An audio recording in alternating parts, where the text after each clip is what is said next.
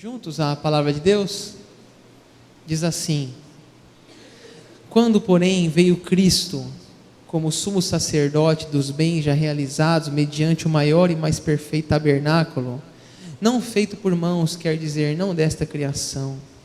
Versículo 12: não por meio de sangue de bodes e de bezerros, mas pelo seu próprio sangue, entrou no Santo dos Santos uma vez por todas, tendo obtido eterna redenção.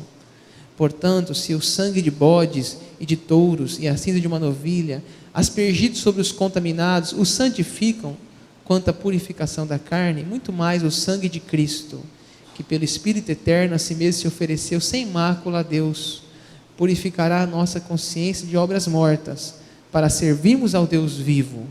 Versículo 15: por isso mesmo, Ele é o mediador da nossa aliança, a fim de que, intervindo a morte para a remissão das transgressões que havia sobre a primeira aliança, recebam a promessa da eterna herança aqueles que têm sido chamados. Vamos falar então qual que é o nome qual que é o título dessa mensagem de hoje. Vamos lá? A necessidade do sangue de Jesus, né? Então é uma noite da ceia, é uma noite de pensarmos em Jesus. As músicas já estão sendo trabalhadas nesse assunto, e nós queremos aprofundar ainda um pouco mais esse assunto nessa noite.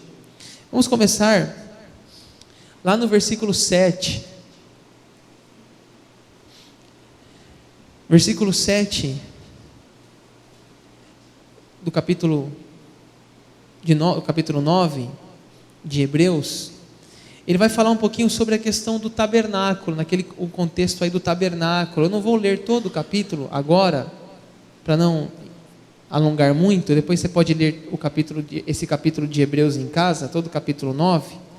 Mas ele vai falar um pouco do que o povo do Antigo Testamento, antes de Jesus, como que eles faziam os seus sacrifícios, né? Então o versículo 7, por exemplo, vai falar assim: mas no segundo o sumo sacerdote, ele sozinho, uma vez por ano, não sem sangue, olha o que diz aí, versículo 7, não sem sangue, que oferece por si pelos pecados da ignorância do povo. Então deixa eu explicar aqui, que eu quero falar aqui no capítulo 9, dentro do tema da própria Bíblia aqui. Quando o povo saiu lá do Egito, quem assistiu aquele filme 10 Mandamentos, agora nós somos com um grupo aqui no cinema, aqui em Rondonópolis, aqui da igreja, passou a série na Record, 10 Mandamentos, vocês viram que o povo saiu lá do Egito, as pragas, enfim. E quando eles chegaram no deserto, eles fizeram uma tenda, que é aquela foto que está lá, que eles chamavam de tabernáculo, né? Deus, segundo a palavra, foi o próprio Deus que ordenou que Moisés fizesse essa tenda de oração, essa casa de Deus, né? Chamado de tabernáculo. O tabernáculo, ele era construído de forma que eles pudessem montar e desmontar, porque eles estavam peregrinando no deserto rumo à terra prometida. Então eles iam montando, faziam acampamento, faziam os cultos, o perdão dos pecados, depois eles seguiam mais um trecho andando no deserto, desmontava, montava. Era bem prático já para eles fazerem isso. Eu quero mostrar para você essa foto. Você veja que tem ali uma cortina em volta, e dentro dessa cortina eu quero destacar hoje especialmente o altar. Veja que tem a cortina ali, onde está pegando fogo ali é o altar dos holocaustos, tá? Eu quero focar só nesse item hoje do tabernáculo. Eu já fiz pregações aqui sobre o tabernáculo, já falei de todos os itens que lá dentro tinha na época, mas hoje eu quero falar só sobre esse lugar chamado altar dos holocaustos, né? Vamos ler o versículo que está lá? E o sacerdote fará expiação por ela diante do Senhor, e será perdoada de qualquer de todas as coisas que fez, tornando-se por isso culpada. O que está dizendo aí? Deixa eu explicar para vocês. Primeira coisa, o que era aquela caixa ali, aquela estrutura? Era uma estrutura de madeira e bronze, e quando a pessoa cometia um pecado, eles entendiam isso no Antigo Testamento, tá, pessoal? Isso antes de Jesus. quando eles cometiam um pecado, eles tinham que levar a Deus um sacrifício, animais para serem sacrificados, uma ovelha, um boi, um cordeiro, uma pomba, e aquele animal era morto ali naquela estrutura, e quando aquele animal era morto, aquele sangue daquele animal é como se fosse o sangue do ser humano pecador. Eles entendiam como fosse uma troca, é o que está dizendo no texto de Levítico 6 ali. O sacerdote, baixa um pouquinho aqui, acho que está bem alto, e o sacerdote fará a expiação por ela diante do Senhor. Então a pessoa pecadora, a pessoa que fez um delito, essa pessoa será perdoada, e o animal que ela ofereceu será culpado. É assim que eles entendiam, pessoal. Hoje, claro que não existe mais isso, mas na época era assim que eles entendiam. Então, eles tinham, escute o que eu vou dizer aqui, eles tinham 613 regras, ordens, leis. Não matarás, não adulterarás, não dirás falso testemunho, enfim, várias, 613, além dos 10 mandamentos. E qualquer coisa que eles faziam que quebrava essas regras, eles tinham que fazer isso, pegar um animal, ir lá no altar dos holocaustos, o sangue do animal era aspergido, era queimado aquele animal, e aquele animal se tornava culpado, e a pessoa livre da sua culpa, tá? Esse era o entendimento na época do altar dos holocaustos. Mas aí você fala assim, nossa pastor, mas por isso que eu não entendo a Bíblia. A gente tem que entender o contexto da Bíblia, porque eles entendiam que o sangue era a vida. O sangue era a vida. Então quando o sangue era derramado de um animal, a pessoa recebia uma nova oportunidade com Deus. Talvez você já leu a Bíblia, o livro de Gênesis. Poxa, legal o livro de Gênesis, história de Abraão, Jacó, Isaac, José. O livro de Êxodo, pô, legal, Moisés, Faraó, as pragas. Aí quando você chega ali em Levítico, aí começa a dar o desânimo, né? Ixi, não estou entendendo nada. Porque começa exatamente essas questões aí, do sangue, do pecado, da culpa. Por isso que eu estou até fazendo essa pregação, até uma pregação bem assim, de instrução, para se você quer ler a Bíblia inteira, quando você vai chegar nessas partes aí, você vai entender qual que é o significado de tudo isso.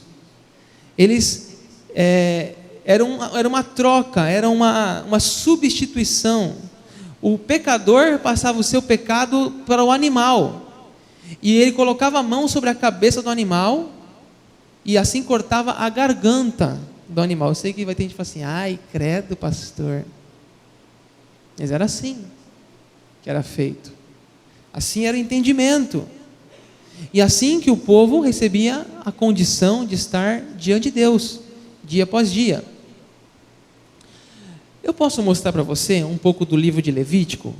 Vamos abrir a Bíblia em Levítico, que é o Gênesis, é o terceiro livro do Antigo Testamento. Eu quero mostrar só 3 ou 4 versículos. Eu até pensei em colocar aqui no Data Show, mas é bom a gente manusear também, de vez em quando, a gente manuseia a Bíblia, ou o próprio celular, né, que hoje já não é mais só a Bíblia, né? Hoje fala assim, vamos abrir os celulares em Levítico, capítulo 1, né?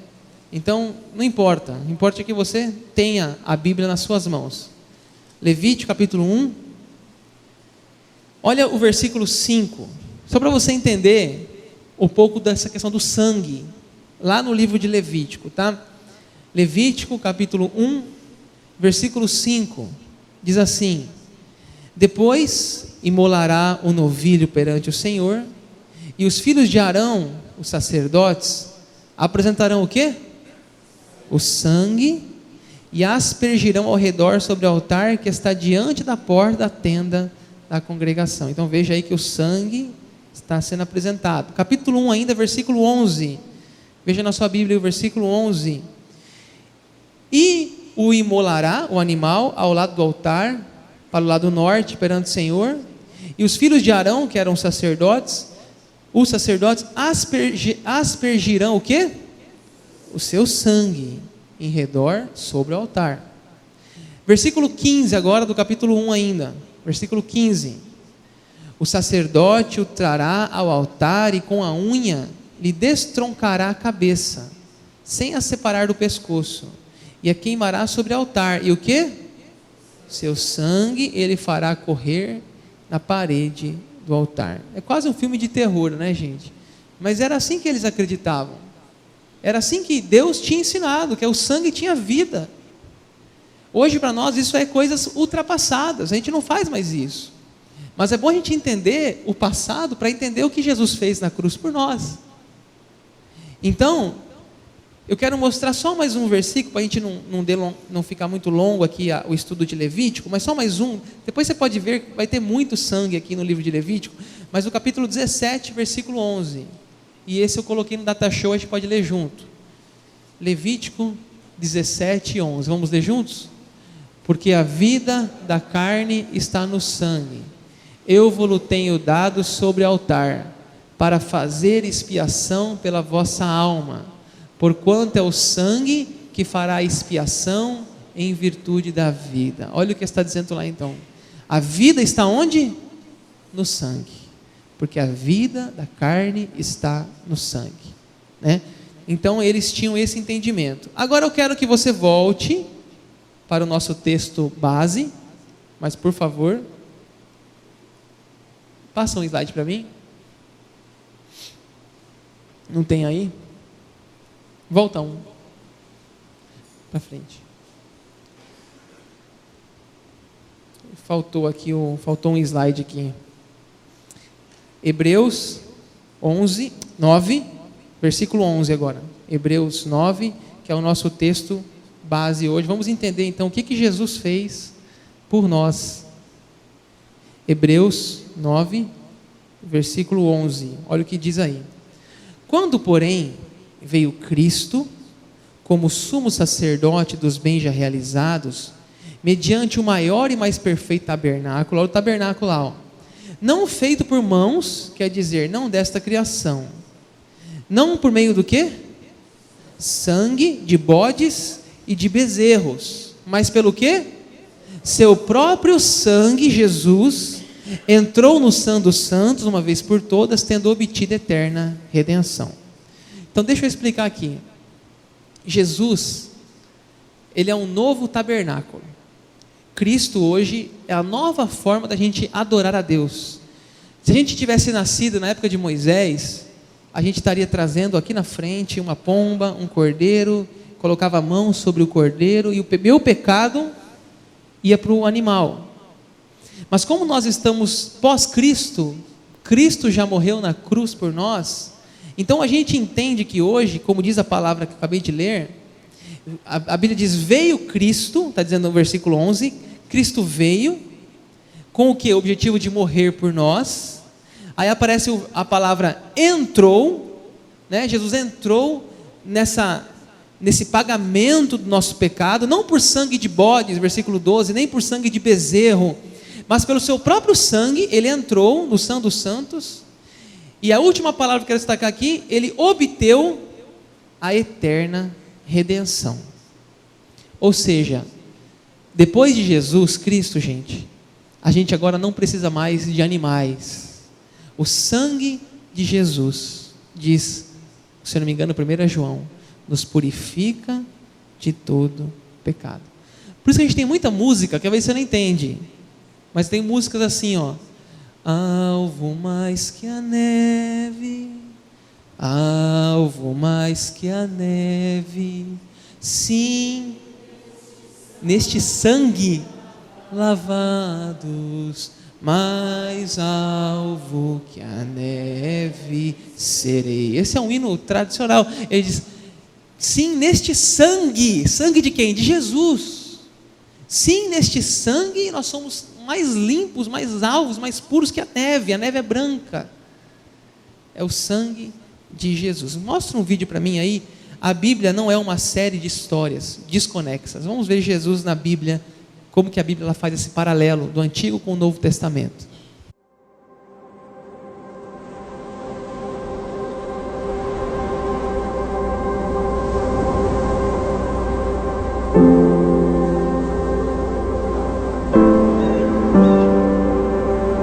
Bible is not a series of disconnected stories. It is a single narrative in which every story, every character points beyond itself to one who is greater. The story of Adam and Eve is not just about the first man and woman. There is a true and better Adam who passed the test in the garden and whose obedience is ascribed to us. There is a true and better Abel who, though innocently slain, has blood that cries out not for our condemnation, but for our acquittal. There is a true and better Abraham who answered the call of God to leave all the comfortable and familiar and go out into the void to create a new people of God. There is a true and better Isaac, the son of laughter, of grace, who was not just offered up by his father on the mount, but was truly sacrificed for us all. There is a true and better Jacob, who wrestled and took the blow of justice we deserve, so we, like Jacob, only receive the wounds of grace that wake us up and discipline us. There is a true and better Joseph, who at the right hand of the king forgives those who betrayed and sold him and uses his new power to save them. There is a true and better Moses who stands in the gap between the people and the Lord and who mediates a new covenant. There is a true and better rock of Moses who, struck with the rod of God's justice, now gives us water in the desert. There is a true and better Job, the truly innocent sufferer, who then intercedes for and saves his foolish friends. There is a true and better David, whose victory becomes his people's victory, though they never lifted a stone to accomplish it themselves. There is a true and better Esther, who didn't just risk losing an earthly palace, but lost the ultimate heavenly one, who didn't just risk his life, but gave his life to save his people. There is a true and better Jonah, who was cast out into the storm so that we could be brought in. There is a true and better Passover lamb, innocent, perfect, helpless, slain so the angel of death will pass over us. He's the true temple, the true prophet, the true priest, the true king, the true sacrifice, the true lamb, the true light, and the true bread. The Bible is not a series of disconnected stories. It is a single narrative that points to one person, Jesus.